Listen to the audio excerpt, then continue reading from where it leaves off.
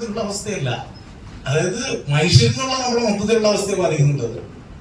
ഇത്രയും വൈരാഗ്യത്തോടുകൂടി നമ്മള് ജീവിക്കേണ്ട ആവശ്യമുണ്ടോ ഞാൻ എപ്പോഴും ചിന്തിക്കാറുണ്ട്.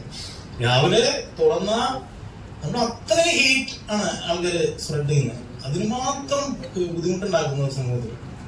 അതായത് ഞാൻ പറഞ്ഞു ആയിരക്കണക്കിന് ആൾക്കാരെ കൊന്നു വിദ്യം അതിന് ഇടയിൽ കൂടെ ഫ്ലഡിനകത്ത് കൂടെ നടന്നു പോകുന്ന ഹീറോ ഒരിക്കലും നമുക്ക് പാടില്ല എന്ന് തന്നെയാണ് വിശ്വസിക്കുന്നത്. അപ്പൊ അത് ചിറ്റിങ് ഉണ്ടാക്കുന്ന ഫാക്ടറി ഉണ്ടാക്കി തുടങ്ങുന്നു. എല്ലാത്തിനും പലതരത്തിലുള്ള ചിറ്റിക.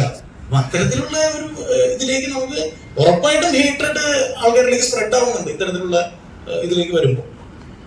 Especially after corona, post corona നമ്മളെല്ലാവരും ഇത്രയും വലിയ പ്രശ്നങ്ങളിലൂടെ കടന്നു പോകുന്ന ഒരു സമൂഹമാണ്. അതായത് ഇന്ത്യ വേൾഡ് എന്നുള്ളതിൽ ഇപ്പോ കേരളം എന്നുള്ളതിൽ നമ്മൾ അത്രയും വലിയൊരു പ്രളയം കടന്നു പോകുന്ന ആളുകളാണ്.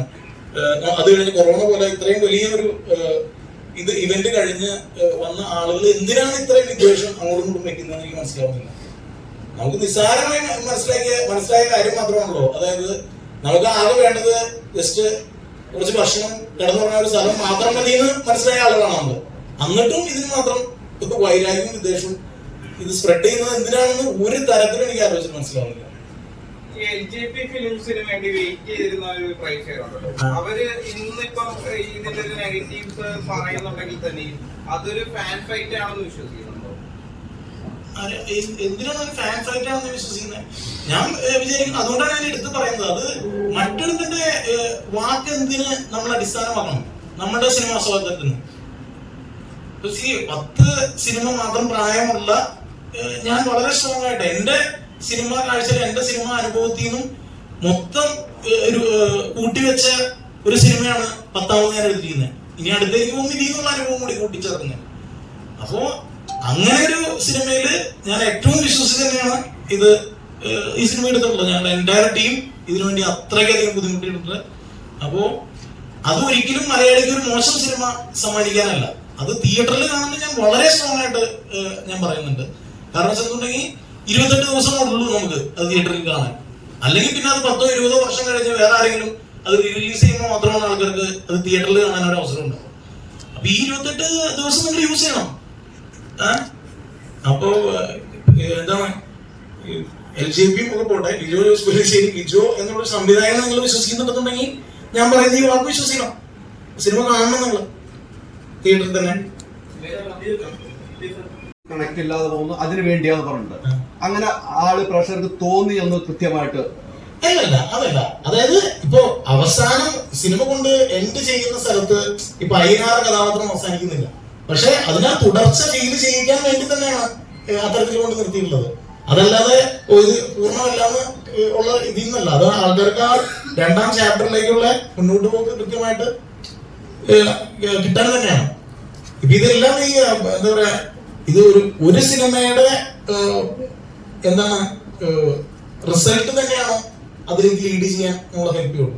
നമ്മൾ ആക്ച്വലി ചിന്തിച്ചു വെച്ചിരിക്കുന്ന ഇതിന്റെ എക്സ്റ്റൻഷനും ഇതിന്റെ എന്താണ് ഒരു പ്രീ എപ്പിസോഡ് അല്ലെങ്കിൽ പ്രീ ആൻഡ് പോസ്റ്റ് എപ്പിസോഡ്സ് എന്നൊക്കെ പറയുന്നത് അത്രയും എക്സ്റ്റെൻസീവ്ലി ബിഗർ ആയിട്ടുള്ള ക്യാൻവസിൽ കഥ പറയേണ്ട ഇതാണ്. പക്ഷെ അത് അൺഫോർച്ചുനേറ്റ്ലി അത് കൃത്യമായിട്ട് അത് സ്വീകരിക്കപ്പെട്ടില്ലെങ്കിൽ നമുക്ക് അതിലേക്ക് ഒന്നും സഞ്ചരിക്കാൻ കഴിയില്ല.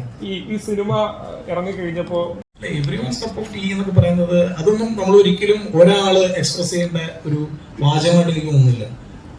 Not everyone's cup of tea എന്ന് പറഞ്ഞിട്ടുണ്ടെങ്കിൽ ഞാൻ ബുദ്ധിമാനും നിങ്ങളൊക്കെ ബുദ്ധി ഇല്ലാത്തവരെന്നല്ലേ എന്നർത്ഥം. എന്തിനാണത്? എല്ലാ ഓഡിയൻസിനും ഒരുപോലെ ബുദ്ധിയുള്ള ആൾക്കാരാണ്. അവരുടേതായ രീതിയിൽ അത് അണ്ടർസ്റ്റാൻഡ് ചെയ്യാനും ആസ്വദിക്കാനും ഉള്ള കേപ്പബിലിറ്റി ഉള്ള ആളുകൾ തന്നെയാണ് ഇവിടെ സിനിമ. അപ്പൊ നമ്മൾ it's not everyone's cup of tea എന്ന് പറഞ്ഞിട്ട് ബുദ്ധിമാനാവാൻ ആരും ശ്രമിക്കണ്ട. നമ്മളും പറയുന്നില്ല അത്. നമ്മൾ it's a very simple story എന്ന് തന്നെയാണ് അതിനെ പറ്റി പറയുന്നത്.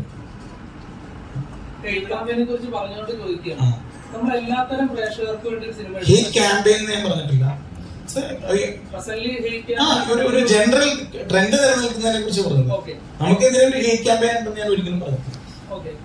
എല്ലാത്തരം പ്രേക്ഷകരെ പരിഗണിച്ചാലും ആ സിനിമയ്ക്കാണെങ്കിലും ഒരു ഹേറ്റ് ക്യാമ്പയിൻ അല്ലെങ്കിൽ ഒരു നെഗറ്റീവ് സ്പ്രെഡ് ഓട്ടോമാറ്റിക്കലി സംഭവിക്കുന്നുണ്ട്. അങ്ങനെയാണെങ്കിൽ എത്ര ഹേറ്റ് ക്യാമ്പയിൻ ഉണ്ടായാലും നെഗറ്റീവ് സ്പ്രെഡ് ചെയ്താലും നല്ല സിനിമകൾ വിജയിക്കുമെന്ന് വിശ്വസിക്കുന്നുണ്ട്. അതായത് ഇന്ന് വൈകുന്നേരം സിനിമയ്ക്ക് പോകാനിരിക്കുന്ന ഒരു ഫാമിലി, അതിന്റെ അയൽക്കത്ത് ഒരുത്തം വന്നു കഴിഞ്ഞിട്ട് എന്റെ പൊന്നു ചേട്ടാ ടിക്കറ്റ് എടുക്കില്ലേ എന്ന് പറഞ്ഞിട്ടുണ്ടെങ്കിൽ അവരൊന്നും വേണ്ടാന്ന് വയ്ക്കും. അത് തന്നെയാണ് ഹേറ്റ് ക്യാമ്പയിൻ. അത് പക്ഷെ കുറച്ചുകൂടി ലാർജർ ഫോമിലാണ് നമ്മൾ കാണുന്നതെന്ന് പറഞ്ഞു. അപ്പൊ അങ്ങനെ പറഞ്ഞ് അവര് സിനിമ കാണാൻ ആഗ്രഹിച്ചിരിക്കുന്ന ആൾക്കാർ പോലും വേണ്ടാന്ന് വെക്കുന്ന അവസ്ഥയിലേക്ക് നമ്മൾ കൊണ്ടുപോകരുത്. അതെന്തിനാണ് അങ്ങനെ ചെയ്യുന്നതെന്നാണ് ഞാൻ ചോദിക്കുന്നത്. നമുക്കുള്ളതുപോലെ വേറൊരാൾക്കും ഒരു സിനിമയെ വിലയിരുത്താനുള്ള കഴിവുണ്ടെന്ന് വിശ്വസിക്കുന്ന ഒരാളാണ് ഞാൻ. അപ്പൊ മലയാളി ഓഡിയൻസിനെ നമ്മൾ ഒരിക്കലും അവര് ഇത് കാണാൻ കണ്ട് മനസ്സിലാക്കാൻ ബോധ്യപ്പെട്ട അതിനുള്ള വിവരമില്ലാത്ത ആൾക്കാരാണ്. എന്തിനാണ് നമ്മൾ ചിന്തിക്കുന്നത്? എന്തുകൊണ്ടാണ് മറ്റൊരുത്തന്റെ വാക്ക് നമ്മൾ വിലക്കെടുത്തുകൊണ്ട് ഒരു സിനിമ കാണാതിരിക്കുന്നത്?